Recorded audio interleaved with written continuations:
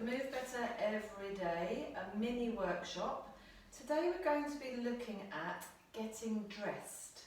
Sounds really odd, doesn't it? Obviously an everyday movement, something that's quite handy to be able to do well.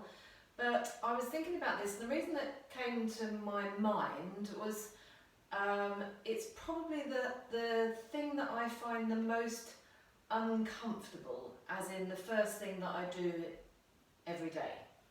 So when I'm going to put my socks on, put my shoes on, first thing in the morning, walking the dog, that's what I wanted to look at today. And what I notice, and this is something that what I want to explore today, is that when I try and put my shoes on or my socks on, very first thing, before I've warmed up, before I've really done anything, I get stress in my lower back. It feels like my lower back is really tight.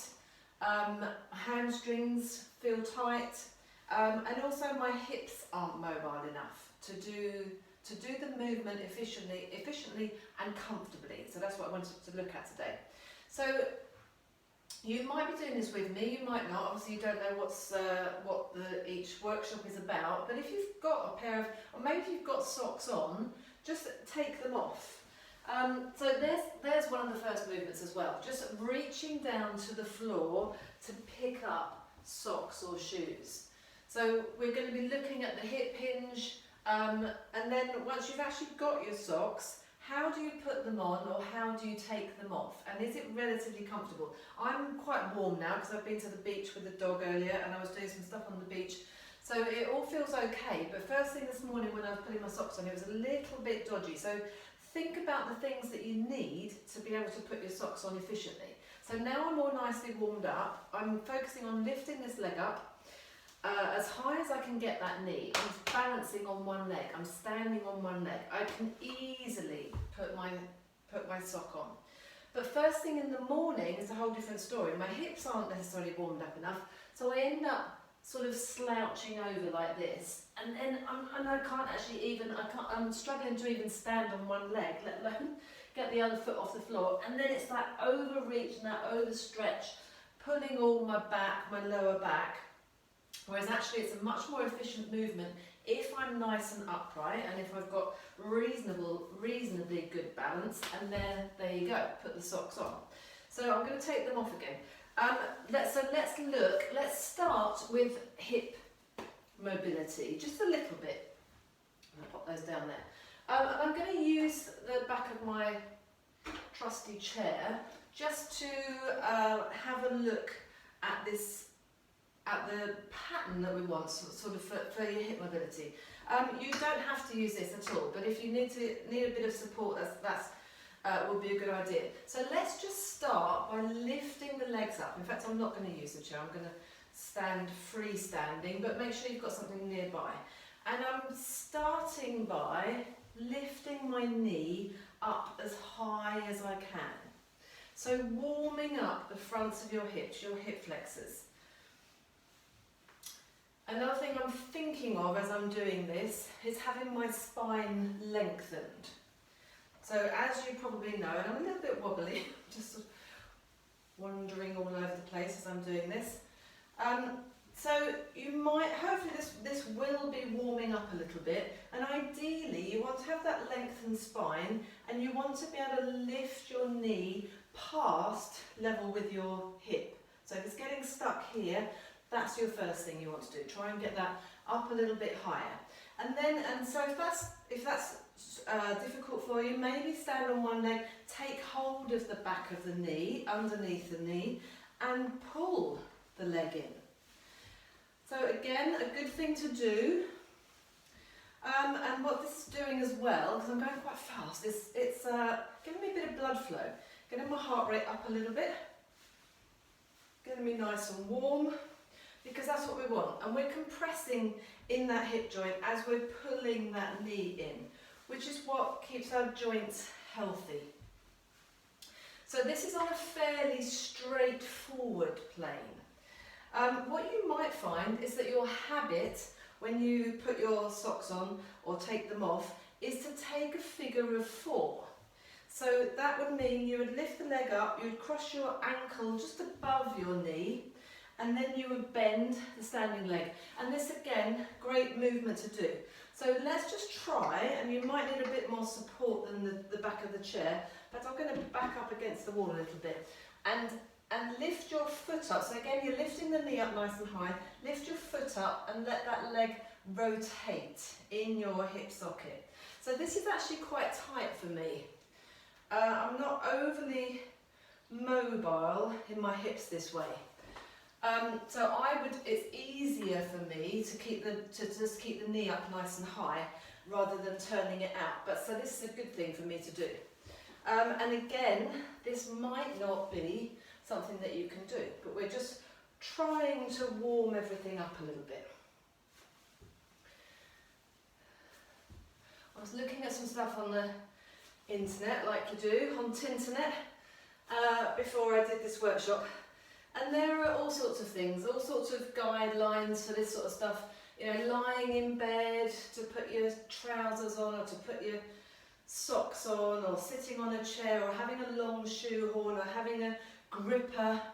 But my idea with all of that stuff is trying not to be reliant on something else. I want you to get comfortable in your own body and to get the muscles and joints all working freely and efficiently so that you can do this stuff for yourself rather than relying on an exterior thing, if you like.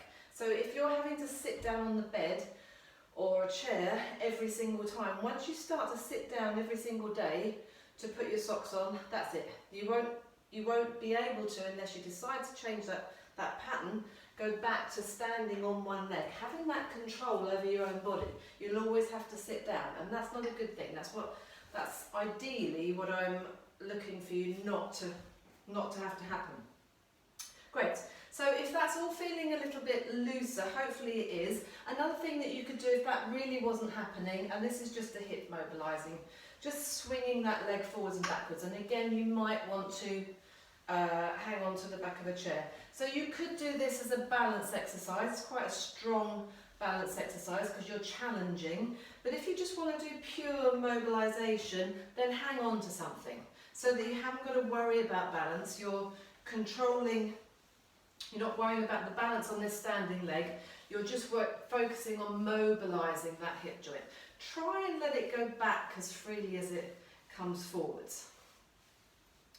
Brilliant. So another part of this, so we're keeping our spine nice and upright, is the hip hinge. So we need this movement that I'm always banging on about, and there's a whole another short video on how to do the hip hinge.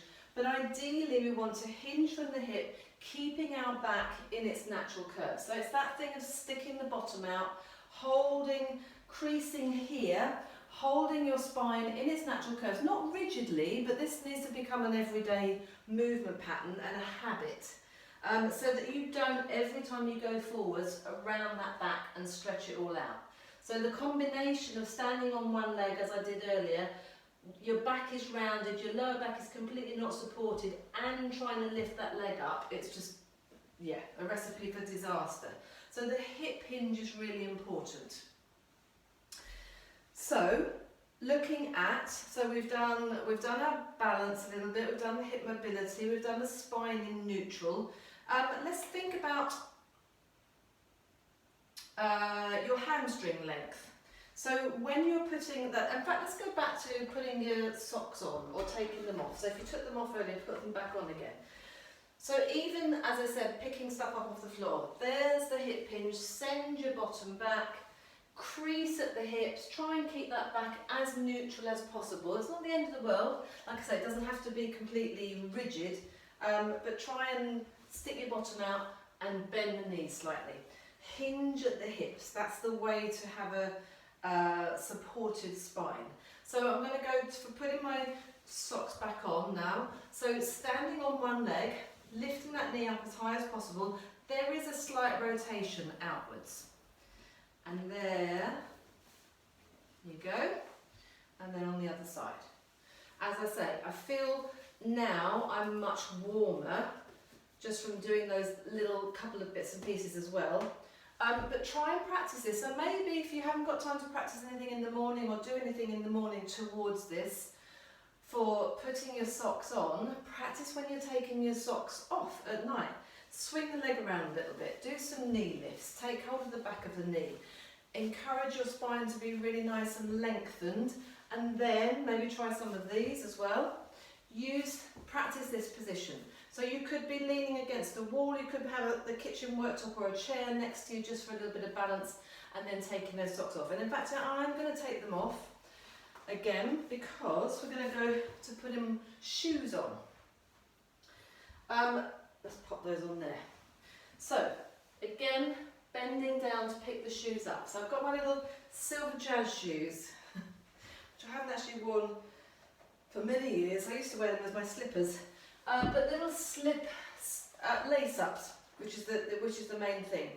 So this position, just getting down to pick those up, like I say.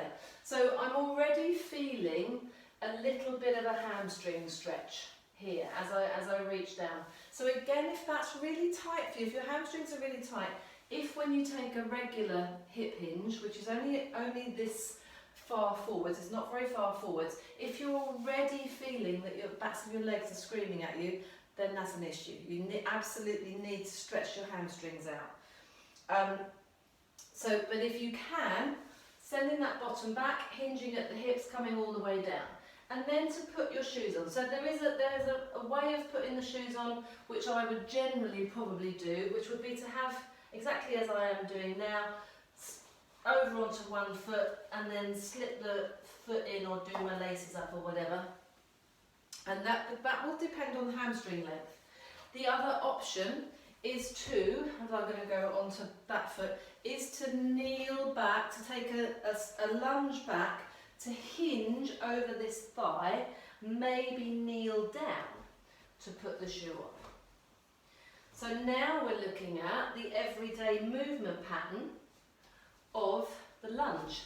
So we're there, and then coming up again from the lunge. So hopefully you can see how all of these movements, all of these natural instinctual movements, our 7 primal movements, if you like, of pushing, pulling, bending, squatting, lunging, twisting, and the 7th one is gait, so your walking and running pattern. They're our natural movement patterns that we all do every day to a degree, and some bodies will perform them much more efficiently than others, but this is what we're trying to do. So this is our lunge. You're going all the way down, resting on that back knee, and then you can be here. You might be, so this is basically to do your laces up, isn't it? So you might not necessarily put that back knee down. I'll just go this way. So I'm stepping the foot back, nice wide stance. I'm hinging over my hips, hinging at the hips as well, trying to rest my chest, my thigh on my, trying to rest my chest on my thigh, that's the one. And then from there I can do my laces, and then I'm standing up, and it's just, there again is the hip hinge pattern. Look at my back, it's not here, unless you've got good hamstring length, and then you're sticking that bottom out to absolutely do that. So let's just have a quick look at doing some of this if you are in a chair, if all of this isn't available to you, but and also some stretches from a chair. So in fact, let's go for, so seated on a chair. So the easiest way probably to do it when you're sitting on a chair is to go for the figure of 4. So here again, you're sitting nice and upright, hopefully, not collapsed back with that back rounded. Sitting up as tall as possible. You're lifting the knees. So let's do that thing where we did it standing. Trying to stay upright. So if I turn sideways, and this is actually quite difficult seated on a chair, because it's quite difficult to keep your spine actually in its natural curve. So you want to be back here and be rounded. Try and sit up. Try and lengthen the rib cage off of the hips. lifting, taking hold of the back of the knee to help lift that leg up. Good, and then so you have to lift it up first of all. Lift it up and then rotate it out. I'm now taking hold of my ankle and then I'm coming into that figure of 4 stretch. So again, quite tight. Tight on the outside of the hips. Maybe it feels a bit strong in your knee. See if you can do that. Just have a little bounce of that knee. So trying to sit as upright as possible, and this is actually my good side. Just not quite as tight on this side of my hip, which is why I've gone for that first of all. Your body will default to the easiest side. You might want to just hug that knee in, hug it into your chest and pull it across a little bit. You might want to take the opposite hand and just take a slight rotation. Opposite shoulder towards that knee, pull the knee across. I'm taking hold of the back of the chair, so this is a nice seated rotation. Warming up that spine. Good, have a little relax. Let's try the other side. So lifting the leg, rotating. Oh yes. Actually not too bad today, like I say, because I've probably already done some stuff at the beach earlier. So just bouncing that knee. If you can get into this position, if that's not available to you, have the straight leg a little bit, the legs on the floor a little bit further away, and just see if you can get your, so maybe just there, below the knee, on the shin. Try and lift it up. Try and bend that foot in, so it's more of an angle. Sitting up nice and tall, having that little bit of a bounce. Good. Letting the ankle drop down the side of your knee, maybe bringing the foot that's on the floor into the centre a little bit more. Sitting up really tall, pulling that knee across. So that in itself will give you a stretch on the outside thigh. And then taking hold of the back of the chair, if you've got one, or just something behind you. Try and sit really upright though. Try not to lean away from it. So we're just rotating around the spine. Keep breathing. Good. So then you're there and you're going to take shoes off or socks off. So an easier version. Stretching your hamstrings seated in a chair. So and this again, everything comes back to this hip hinge and keeping your spine in neutral as much as possible. So I'm going to stretch my hamstrings of my right leg that's closest to you, and pulling my toes up towards me. From a neutral spine, I'm going to hinge forwards. If you, as you go forwards, if you round your back, you probably won't feel anything unless your hamstrings are mega tight. Another way to do this would be to be standing and have a low-ish cushion, and you're there. Bend your supporting leg a little bit, but here's the thing, I've got pretty good hamstrings. If I'm warmed up, I can probably do the splits front to back, just about, but I can get a reasonable hamstring stretch by doing this movement well. So I've pulled my toes up towards me, my leg is nice and straight. I've hinged forwards from my hips. I haven't let my back collapse. If your back collapses, and in fact if you try it, the stretch actually goes away, it disappears completely. So I'm sticking my bottom out, hinging from the hips, and that's a strong stretch, as strong as I need on my hamstrings. So all the difference is when I'm seated on the chair is that I'm perched on the edge of the chair, on the edge of the seat, and I'm doing the same thing. So I have to hinge my body forwards a little bit more to get the same level of stretch. That for me is more effective. And try the other side. So noticing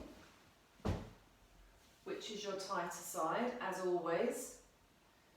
So pulling the toes up towards you will also help you to keep the leg nice and straight. Will also stretch the back of the knee and your calf. I'm going to do this one standing as well. So leg up on a cushion, maybe on the settee. Bend your standing leg slightly and then hinge from the hip. send the bottom back so the chest is nice and high.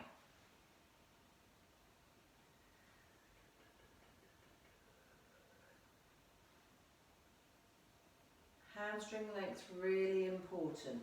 Maybe lower the toes, peel the toes off again. Just get a bit of movement. So I never really like to just hold a completely static stretch. I like to move about within it.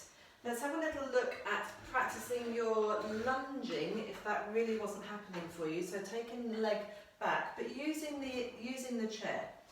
So I'm going to step back, keeping the chest nice and upright. I'm going to lower my back knee towards the floor, but I'm putting this back hand on the chair, on the edge of the chair, to give me a bit of support. So this is strong, this is really strong in the legs. And then I'm going to hinge over. And then coming up and standing, swapping legs. Stretched back, you need to be quite far apart front to back, not too narrow, go quite wide. Bending both knees. So as I'm pitching forwards, I'm sliding my hips back a little bit. Chest over the thighs, reaching down with that other hand to touch the top of your foot as if you're doing your laces, and then standing. Let's just do a couple more of those. Stepping back, bend the knees, down and coming up again. So hopefully you can see how all these things are interrelated, and hopefully now everything feels a little bit warmer. You've highlighted your awareness of where you are today, so it doesn't matter if you can't stand on one leg and spend 10 minutes standing on one leg and putting your socks on, but just trying to work towards it and knowing where your own issues are, if you like, and then hopefully working with your body, not getting too frustrated, but just trying to do a little bit more every day, thinking about the bits that we've mentioned. So the spine being in neutral, the hips being mobile, and hinging from the hips. I think are the three things there that are really going to help on hamstring length as well. Hamstring length is quite a biggie, because if you don't train as such, or you don't do a regular class, we generally don't stretch our hamstrings. So have a little look at that. It's going to affect everything as well. So go back to putting your socks on, standing on one leg, taking your time. See, there is a little bit of, tiny bit of round in my upper back, but this doesn't hurt now, it doesn't feel uncomfortable at all, and that's the beauty of it, and that's really what I was after today, for getting yourself dressed and moving better every day. Thank you so much. It's been a slightly shorter one today. I hope you've enjoyed. Give me some feedback.